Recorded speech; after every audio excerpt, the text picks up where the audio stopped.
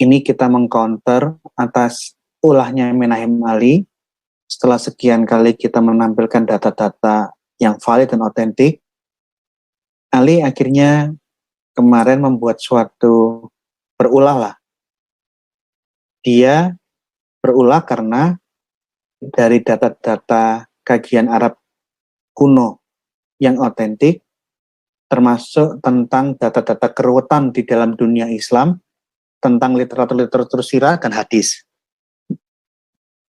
Karena dia kebingungan menjawab, karena banyak sanggahan-sanggahan yang mematikan, yang nggak bisa dia jawab, Menahem Ali memfitnah, menuduh seakan-akan kita mengatakan Muhammad keturunannya Namrud, keturunannya menfalasi. Karena dari presentasi kemarin, kita belum memberikan suatu pernyataan pasti Muhammad keturunan siapa. Jadi kesimpulan yang Muhammad Ali buat di dalam Facebooknya, yang kami lakukan adalah kita menunjukkan kekacaubalauan dan keruwetan data-data literatur dari kitab-kitab sirah dan hadis. Dan belum pernah kita memberikan pernyataan Muhammad anaknya siapa, keturunan siapa, belum. Saya sedikit ulangi lagi ya, bahwa di dalam presentasi yang kemarin,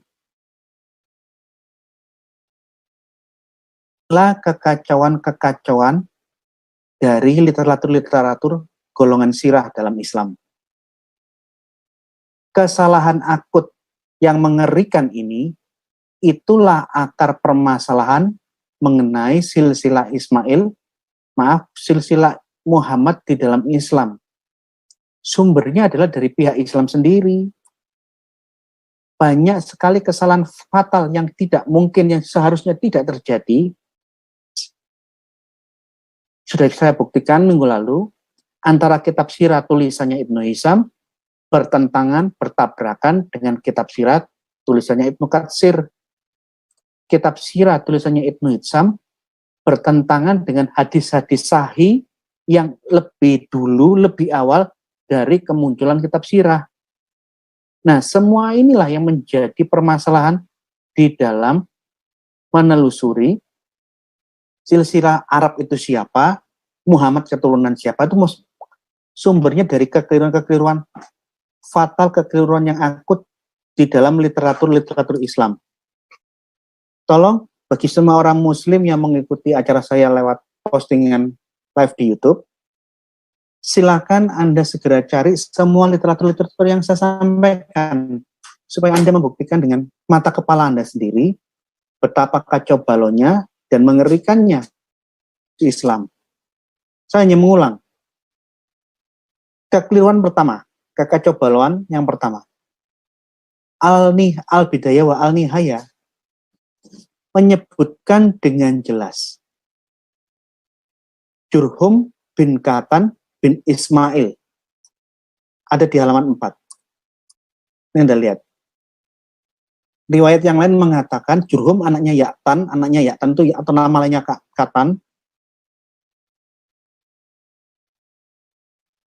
Tetapi orang-orang Yaman menyebut bahwa Katan itu anaknya Ismail. Perhatikan. Katan di dalam riwayat yang lain dikatakan bahwa Katan ini anaknya Ismail, Jurhum itu anaknya Katan.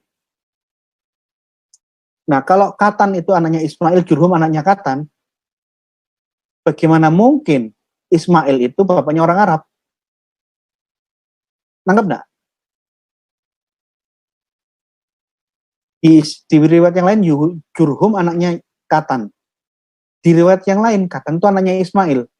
Jadi Jurhum adalah cucunya Ismail. Bagaimana mungkin Ismail dibilang bapaknya Arab, bapaknya bangsa Arab? Karena di dalam literatur Islam sendiri, Ismail belajar budaya dan bahasa Arab dari suku-suku Arab, salah satunya suku Jurhum yang sudah tinggal di Mekah. Dia belajar bahasa Arab dari Bani Amalik, Bani Jurhum, dan orang-orang Yaman. Jadi bagaimana mungkin dalam catatan literatur sirah, Ismail adalah bapaknya bangsa Arab?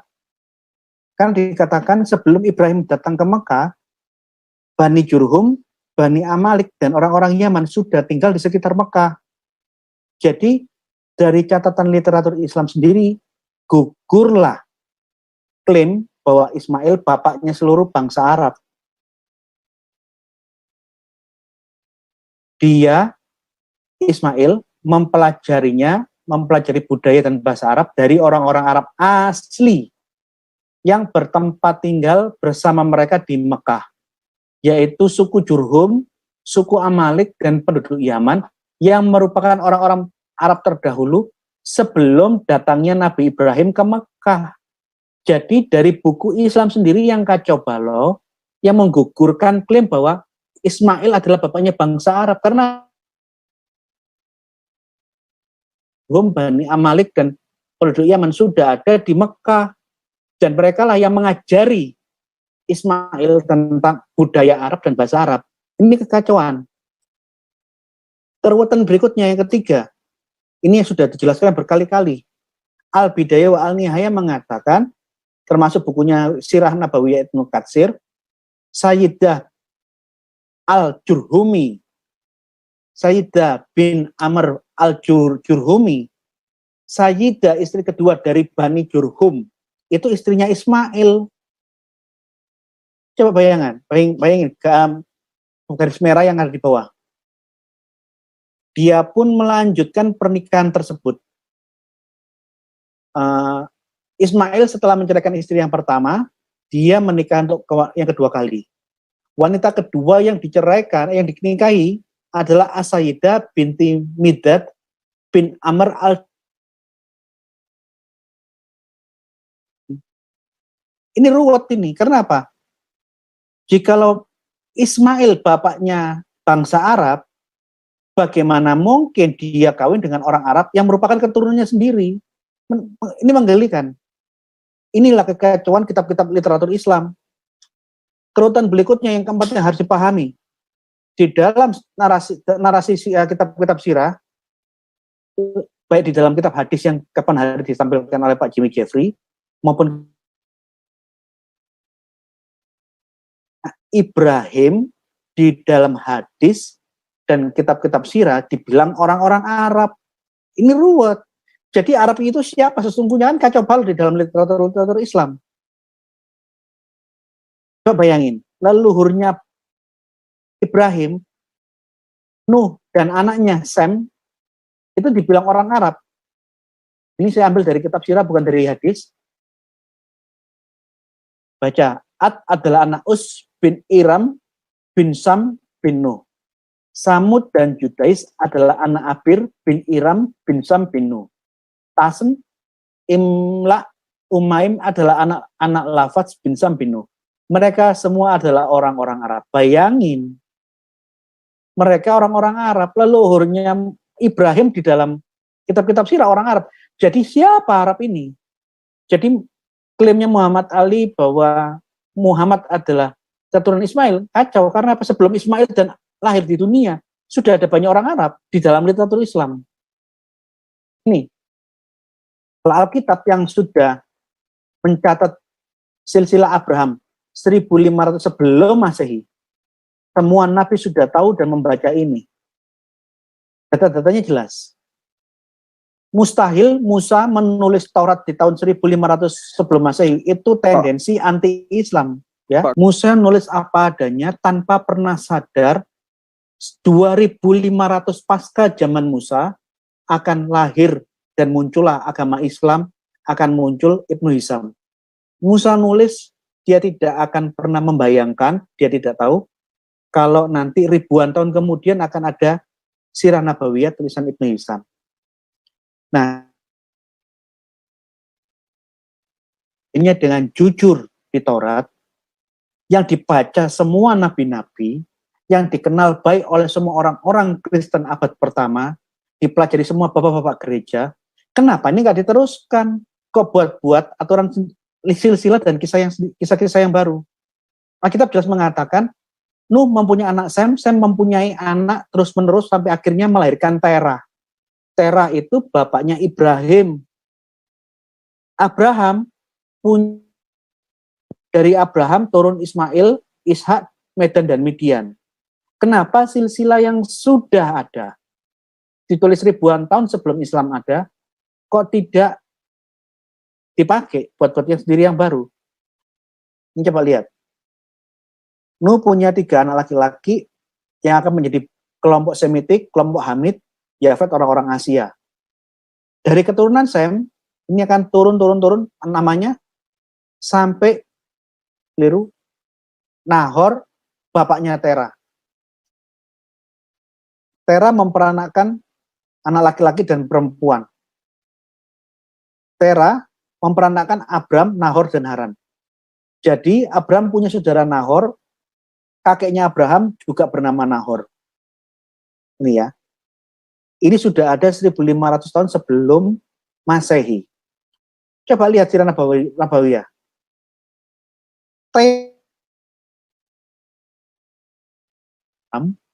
Di dalam kitab Sirah Nabawiyah, Nahor dan Tera itu keturunan keempat dan kelimanya Ismail. Coba, kacau balau ini.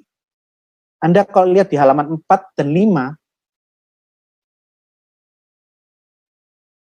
Tera itu keturunan keempat.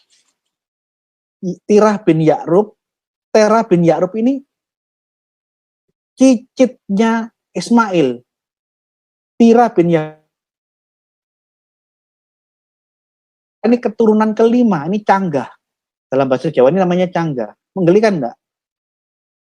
Kenapa Ibnu Hisam di dalam menurut silsilah tidak mengikuti silsilah yang sudah ditulis oleh Musa 1500 tahun sebelum Masehi? Dengan dia buat silsilah sendiri, di mana Terah, ayahnya Abraham, menjadi cicitnya Ismail, keturunan keempatnya Ismail. Ini menggelikan sekali. Bahkan Nahor, imannya Ismail ini kacau. Yang jelas di dalam hadis, yang menjadi patokannya Imam Malik menolak semua upaya hadis-hadis palsu yang memberikan data-data silsilah dari Adnan naik sampai ke Ismail. Imam Malik yang hidup 100 tahun sebelum Ibnu Hisam mengatakan itu riwayat palsu. Karena riwayat silsilahnya Muhammad di dalam kitab hadis yang sahih, di dalam Imam Bukhari, itu hanya jelas dan dapat diverifikasi oleh orang-orang Arab di zaman itu, dari Muhammad sampai Adnan. Di atasnya Adnan tidak ada yang tahu. Imam Malik 100 tahun sebelum Ibnu Hisam lahir menolak bahwa riwayat-riwayat itu riwayat palsu. Pertanyaannya, kamu tahu dari mana? Wong nggak ada hadisnya kok. Ini loh, dapat disimpulkan, banyak sekali data-data yang kacau balau di dalam literatur Islam. Kitab Sirah membuat cerita sendiri yang tidak sesuai dengan data-data dalam kitab Taurat. Buat cerita-cerita sendiri yang menggelikan. Bahkan antara kitab Sirah yang satu, konflik bertentangan, bertabrakan dengan kitab Sirah yang lain. Kitab Sirah bertolak belakang, bertabrakan, berkonflik dengan hadis-hadis yang sahih. Ini. Jadi, memberikan suatu pernyataan pasti, Ismail, Muhammad keturunan siapa? Belum ada. Yang ada hipotesa, bisa kemungkinan di sini, kemungkinan di situ. Kami tidak pernah memberikan pernyataan secara pasti, Muhammad keturunan Nimrod. Itu stromen falasi yang dibuat Ali karena dia sudah bingung mau bicara apa lagi, karena semua data-data dan hoax yang dia sampaikan, kita bantah satu persatu sendiri, yang kacau balau, plus dengan data-data sejarah yang otentik. Terima kasih, saya serahkan kembali kepada Pak Jimmy Jeffrey.